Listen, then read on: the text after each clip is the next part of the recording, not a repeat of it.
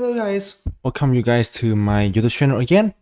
And as you guys may know, the World Championship match has just started today. The players are the world number 2, Nepomniachtchi from Russia, and world number 3, Ding Liren from China. We all know the importance of the match, as who can win in this match can become the new world champion, right? And we all expect a fun, fascinating, interesting, and hyped match. And I think the first game didn't disappoint us at all.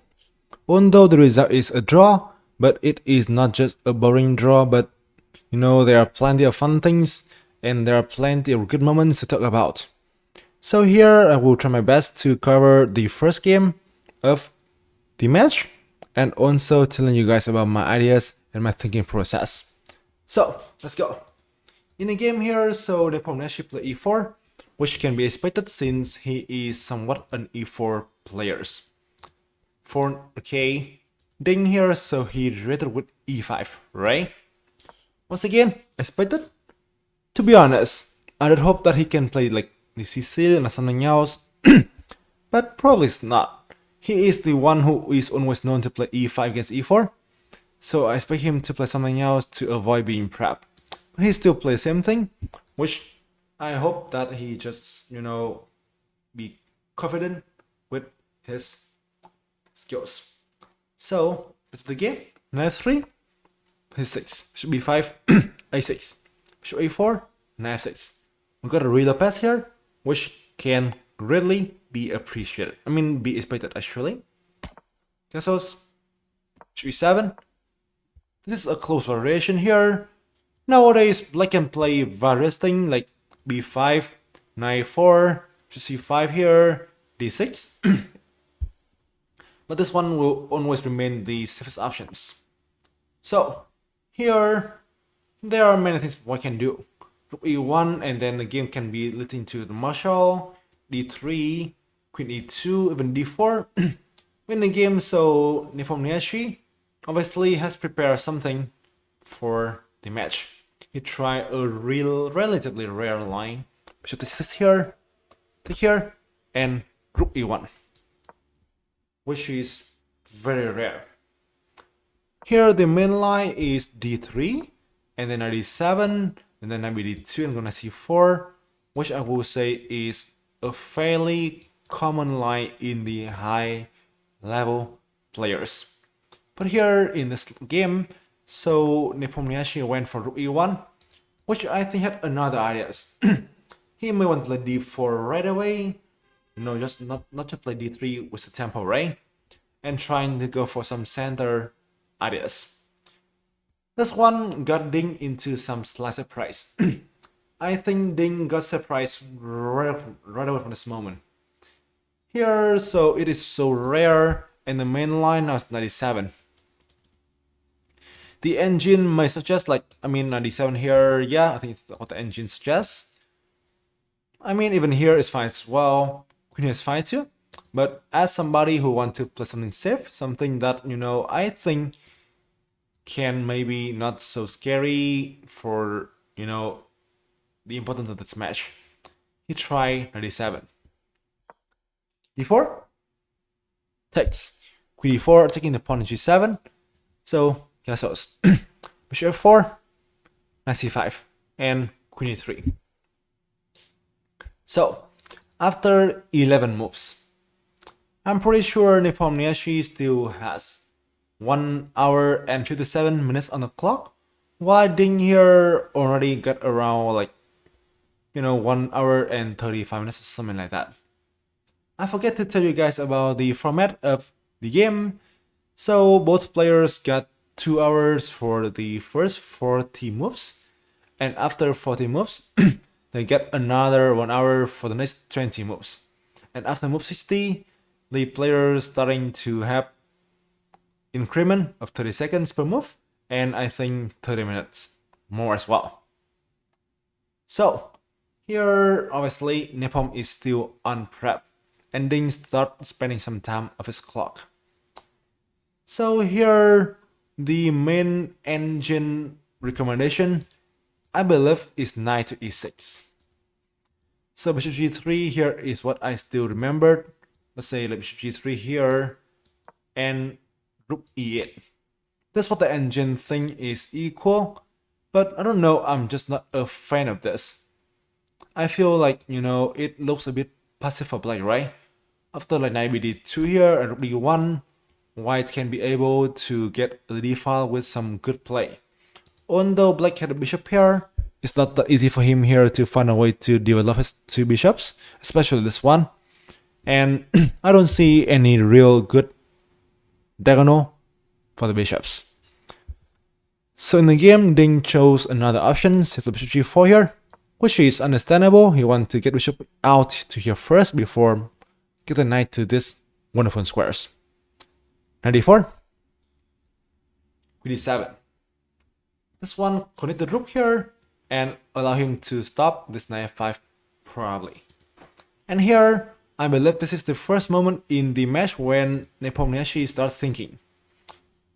I think here he thinks for around 25 minutes before trying knight c3, which is a normal developing move.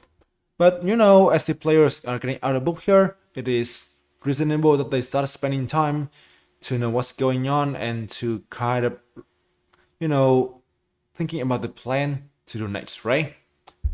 This is the first engine line, and I'm pretty sure Nepomniachtchi may have some ideas in this. This one, if I remember correctly, is only the third engine lines. So I'm pretty sure Nepom knows knight d4 here, which is the best engine moves. But after here, so he just run out of ideas. So now it is the game of chess when no more engine lines are remembered. Basically, the players now have no homework at all. c3, rook e8. I take the knight on d4. So here, when I look at the game myself, honestly, I just see the knight here is hanging, so I want to play knight b3, knight f5, which is what I'm playing the game. But then after I hear the commentary from Anashkiri, Rd1, and also watch some other videos, I know that the main light engine here is very, very nice, which is h3, and attack the bishops. It leaves the knight hanging here first, right? But here there is a very wonderful tactics with d4 and knight d5 exclamation mark. This is very strong. It's now somehow, oh no, white is down a piece, but black just had too many hanging pieces. Take here, hand the queen, right? Take here, allow knight 7, the intermezzo, and after this one, both the minor pieces are hanging, and I think here white can just win the piece. If you play rook d5 here, to the e pawn, right? And once again, you can see here as well that the black pieces are just not so well placed. And once again, white win material. And the engine here. So just rook f8 instead, which looks pretty weird, right?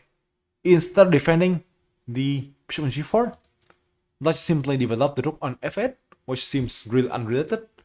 But now the progression still remains quite complicated. Take here, queen d4 should be fine for black right now.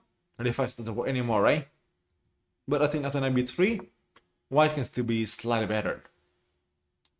So here, we did here, knight f8 in the game. Knight e6. Take here will not be fine, so take here right now. And then white has some pressure in the e file, doesn't it? Also, he can even try to attack in the king on g8, which looks pretty fun. I guess here the best try is rook e8 here and then g4, and then the game can be a mess since white try to attack in the king side. But I guess that should be fine since he looks pretty solid. So, in the game here, he play knight 6. So takes, g3, avoid bishop trade, so bishop h5. f3, defend the center, and f6. Okay, so I think it is a good time to stop here to talk about these positions. So at this moment here, I believe that white still had 1 hour and 60 minutes and black 1 hour and 40 minutes. so the time situation is fairly equal. But the more important thing to talk about here is the positions. Here, the king safety are pretty same. They are pretty safe here. The pieces activities. So white has the bishop on g3, which looks pretty fine. The bishop here looks not that doing plenty of things. But the knight on e6 here is standing wonderfully here, controlling d4, and also this is like the dream school for the knight. The most important thing here is about the pawn structures, right? White, I mean, while both sides have like 7 pawns, but it is quite clear that black had double pawn here, which can be a bit troublesome for him in the future, which can also be somewhat annoying, right? So, in the game, he play h3. Oops, I think this is the way to show you the moves here, so I will just not show the move here. So just, okay, delete this one. I mean, I will just like, okay, hide this scene first, I think so. Okay, 1 second, guys. Okay, this is better now. Back to the game. In the game, so we play h3, h6. Also, a move here to just try to open up the platform for the king. In the game, h2. Left move again. Bishop f7. This is fairly normal. Rd1. The d file now is neutralized. I think white is slightly better here. d6. a3. Defend against b4. a5. And for me, so the next moment in the game here is pretty arguable. When looking at these positions here with my students, we spend all the time to talk about f4, which seems to be a better approach here, I think, so if I want to go for the win. So now f5 can be a thing, right? And try and go for the push. Obviously, you want to attack in the, side you got the pawn majority, right? So here for a simple line, let's say here, right? So look here on d1, you take here, and here, so I go like f5 for instance, then d4, and go like queen f2, and e5 came next, right? For me, it was a bit annoying here. Bishop on h5 doesn't do anything at all. The knight here, although looks fun, doesn't do much. e5 is next, and I think only white can gain the initiative right here, right? Also here, I don't see much you can do. Obviously, you don't want to, let's say you don't want to play e5, right? You can play f5 here to block the things up. The knight here will be wonderful. But f5 can give us the scope for the bishops, and I think black pieces here will be in some trouble. I don't really see the best way here. The engine suggested d1 here, and this move here as well, but I still think that we can still be better with these f5 ideas later on. For me, I think this is the best attempt to go for a win for white. But I streamed in the first game, so Nepomniachtchi wanted to look for somewhat safer options and some ideas to write Ding down. Knight in the game, d1, d1, d8. This move here already showed that Ding wanted to go for a draw in the first game with black. Understandable, right? The engine claimed that c5 is better. I don't know, I think here I can play knight f4, for d5 here probably.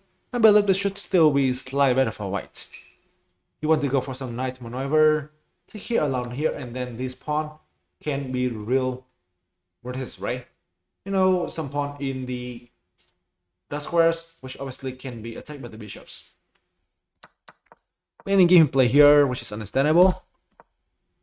d3, a strong idea here by Nepomniachtchi, c5 and queen d2.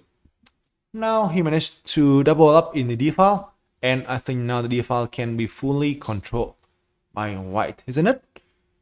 And here the time has been good for Nepomniachtchi. He gets 49 minutes, while Ding Liren only got 29 minutes on the clock. Back to the game. This is here.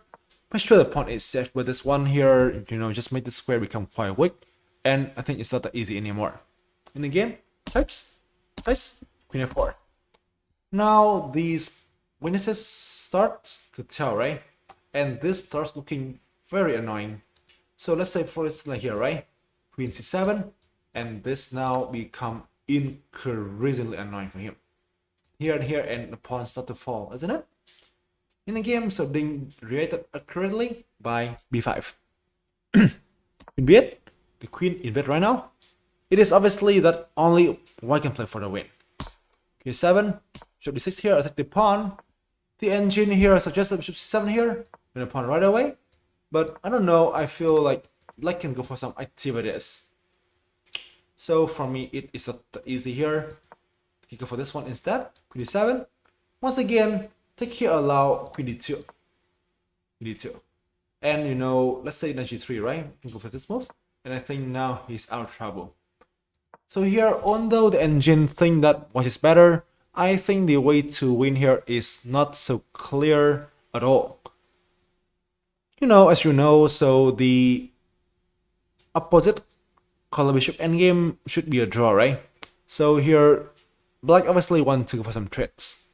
Most of the ways here allow some trades, but I think it should not be able to win here at all for white. So, although the slight edge, I think the best way to play is like bishop c7 here, let's say this one, bishop a5 and d4 for instance, to play knight g3, and try my the best to mess the game up rather than trading materials. In the gameplay, bishop here, d7, knight g3. This one is a bit slow, and I think now black can be out of trouble, knight a6. But now the most important thing here is that at this moment already, Nepomniachtchi got 11 minutes left, ending only 11. Sorry, Nepomniachtchi got like 21 minutes, ending only 11 minutes left. f4, expanding, h5. He wants h4 here, and also want to create more space for him as well. c3, defend against the d4. c4, defend upon here as well. h4, understandable. Queen d8. So here it's not easy anymore. Somehow, if the queen is threaded, right, I think black has more chance to defend. Let's say here right away. Here, so now knight 5 got knight b7, right?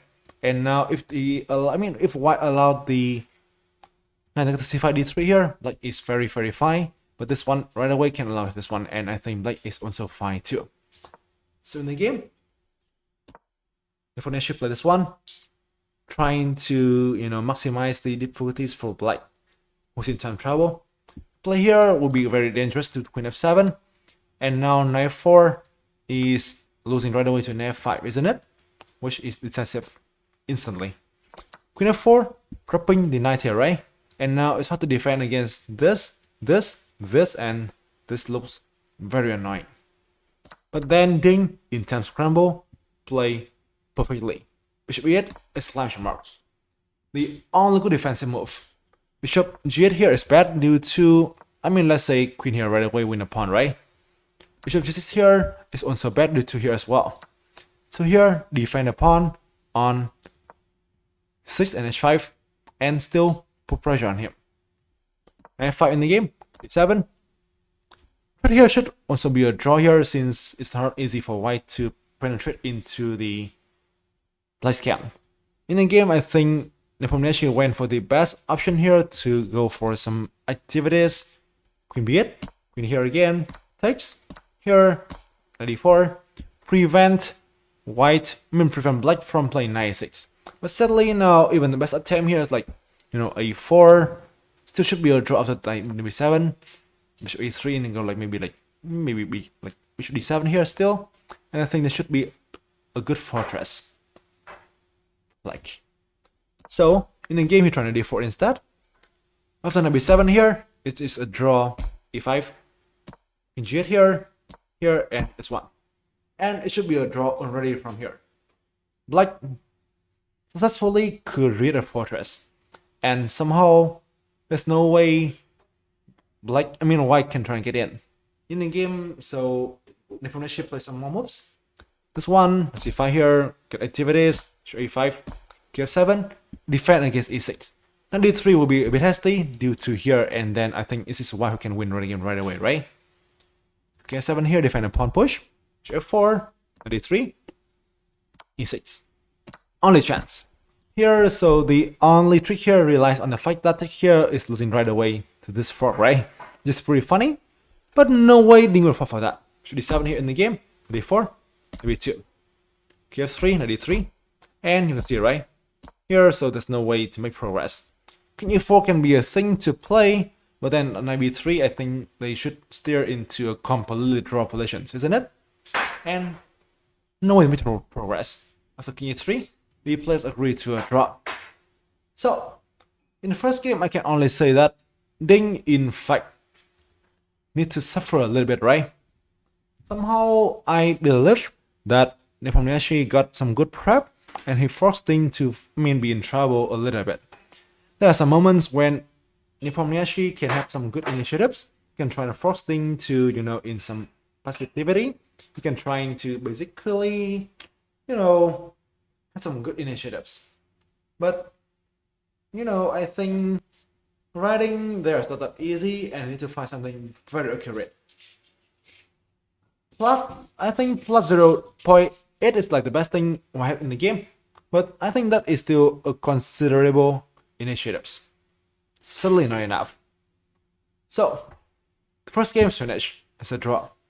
But this one promised a very fun and fascinating battles in front of us, right? For me, so if things keep happening this way, Ding may be in trouble, since Nepomniachtchi have some, I think, surprise for him.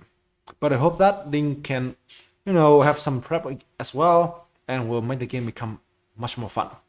I will go for Ding myself, but who knows, right? Once again, thank you guys for hearing, and hope you guys enjoy the games as me, and enjoy my recap. See you soon, and I will see you in the video after game 2. Love you, and bye!